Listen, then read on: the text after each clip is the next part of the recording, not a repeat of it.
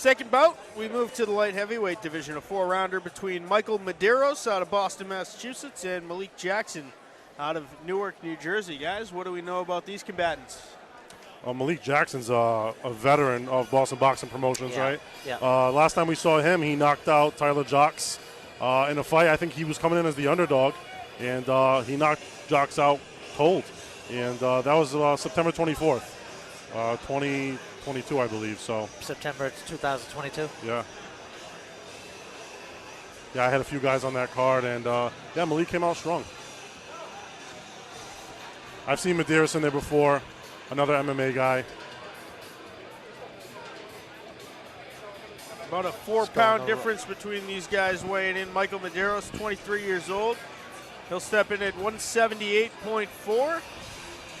And Malik Jackson, 182.6 in the 185-pound limit light heavyweight division. Yeah, don't blink for this one, guys.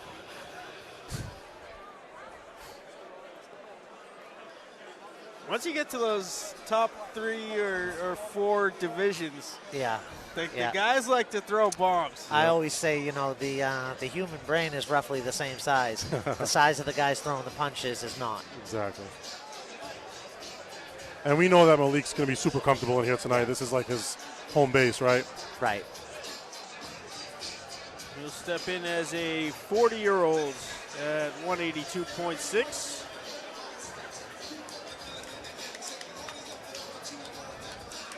I believe this was Mike Tyson's ring entrance for Peter McNeely, if I recall correctly. Yeah, you're right. You are right. Nice little antics, slow walk up. You can just tell in his body language. Yawning. Yeah. Another day in the office for Malik.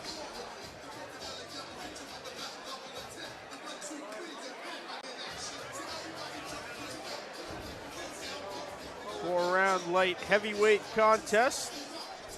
Jackson with the height advantage, but we'll go to Peter Zimbor for the introductions.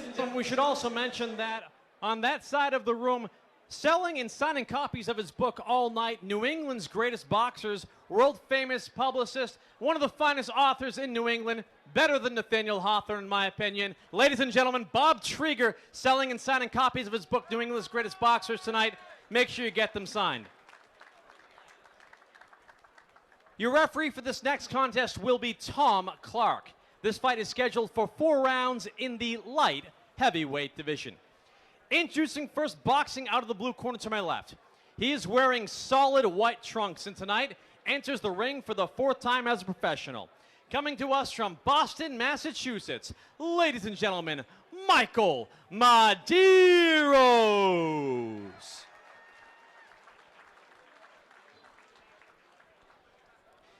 And his opponent, standing directly across the ring, fighting out of the red corner to my right, wearing black trunks with yellow lettering. He comes to us from Newark, New Jersey, and is a real OG of Boston Boxing Promotions. Ladies and gentlemen, let's welcome back to the Castleton, Malik "Da Freak" Jackson. 4 rounds, light heavyweights. So there we have the particulars, Malik Jackson and Michael Medeiros. Aaron, how do you see this one? I would say this fight favors Malik Jackson. Malik's been in there with better competition, and I think if he comes out fast and doesn't play with his food, I think he's going to get this one done fairly early. Yeah, I would have to agree with Aaron on that, but it's a fight. It's unlike any other sporting event. Yeah. So 10-ounce gloves, only takes 1 shot, right? That's it. And that's why it's like no other sport. Mm-hmm. Jackson wearing the black trunks. See Medeiros right off the rip, switching his stances. Classic MMA. Medeiros wearing those long, solid white trunks. Well, slip right off the bat. Referee Tom Clark, the 3rd man in for this one. Right off the bat, though, guys, in comparison to Kim, you can just tell from Medeiros' body language he's just not near as comfortable in a ring Not nearly as Kim was. Looks like he does more mixed martial arts training than traditional boxing. Yeah, he's not getting the based off sparring. his feet and everything. Yeah. See Jackson Smart enough to move his head a little, but he's got to be willing to He's got to be willing to get in the front seat there. He's trying to fight out of the back seat. He's got to be willing to come forward. Of course. He's strictly on the back foot, and that's just Jackson's rushing it a little bit. You know, he's looking for the one big shot. He really is, yeah. And just kind of, if he would just kind of put that jab out as a rangefinder, I think he'd find that right hand relatively fast. Exactly. But he's not. Little test shot there by Medeiros. In fact, with the lead hand, Medeiros is being more active, not more effective, but more active, yes. Yeah, I think steady pressure is what the doctor ordered, and like you said, just start touching with the jab, and you'll find it. You'll find your target.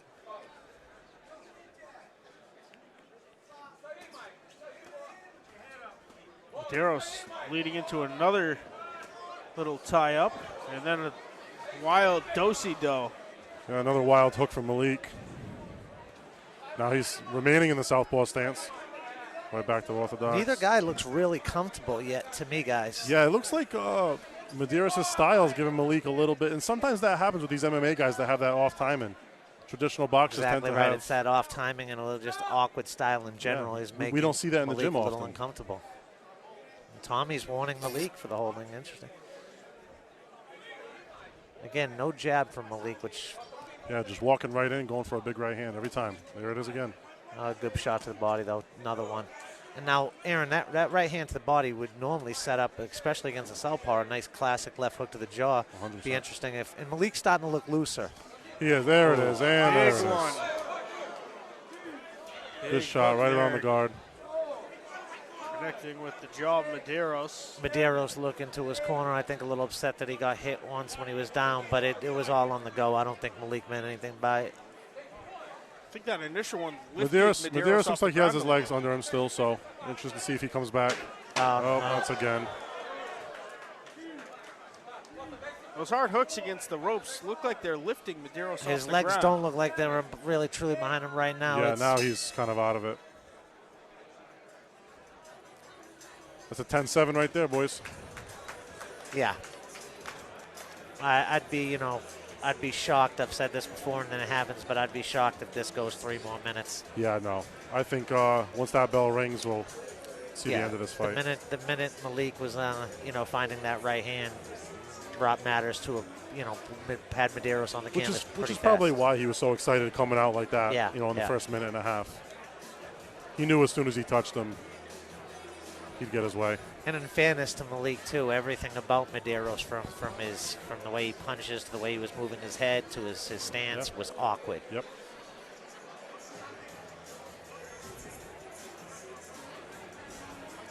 Tommy Clark taking a close look over in the corner of Medeiros. Yeah, Medeiros looks like he has his wits about him, but like you said, it's the legs. My guess is, because you were spot on, Aaron. The legs were all there after the first knockdown, but they just looked heavy. They look heavy and a little off ever since the second knockdown. Love touch. Sometimes the best defense, Sean Wright, just keep your hands up. Yep. And Medeiros is not following that. Another right hand in the exchange. Another wild throw there. Connecting that time. That should be the fight, I think. Yeah, that would be it. I mean, what's the point, really? Yeah.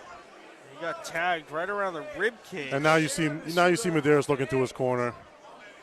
I don't know. I don't think he wants any more part of this. I think it would. Yeah, we're going to let him continue. It's going to go in.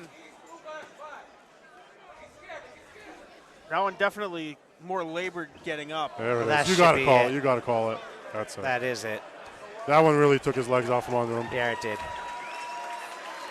That'll be it. Malik Jackson victorious via second round TKO. We got to get a stool up here.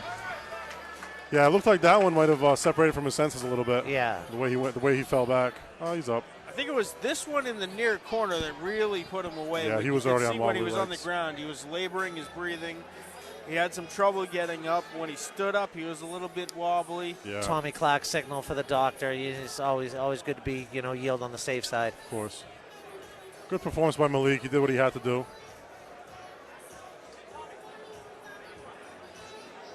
Yeah, when he landed, he was effective. Malik's an interesting guy. There's some interesting fights out there for him. Yeah.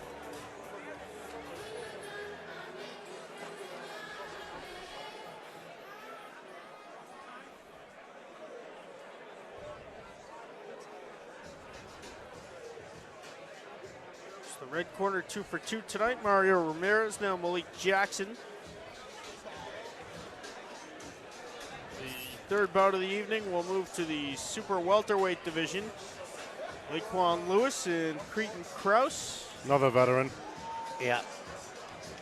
A true Boston boxing character in Laquan Lewis, one of my favorite guys. Yeah, he's awesome. His walkouts, his attire. He has fun in there. Yeah, he does. And that's what it's really all about, right? Yeah. Professional boxing, you got to be sellable. Some of his best work, of course, in the Battle of the Kwans fight. Laquan versus that was awesome. Shaquan. In that COVID era. That fight was ruled a draw, right? It was ruled a draw. They both kept the Kwans. You couldn't write it any better than that. And tonight we got the Battle of the Brandons. We get the Battle of the Brandons. No belt this time, though. Yeah. I hear a name change is on tap for the loser of that fight. Yeah, no name changes, no belt. Pleasure to be joining you this stream from Windham, New Hampshire on Combat Sports Now. Mad Dog Matt Nelson, Aaron Bernardo, Sean Farley. Chris J is going to step in a little bit later for that Cusick fight and take you through the end of the card. Big main event, Brendan Higgins, Brandon Berry. Of course, the co-main of Dennis Ventura and Reynaldo Luis da Costa Souza. Another great fight.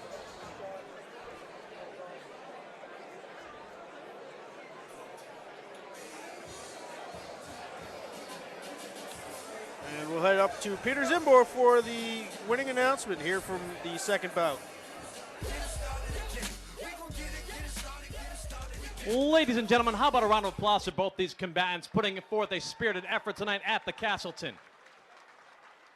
The end comes at 54 seconds of round number 2. Your referee, Tom Clark, calls a halt to this contest. Your winner by technical knockout, Malik "Da Freak" Jackson.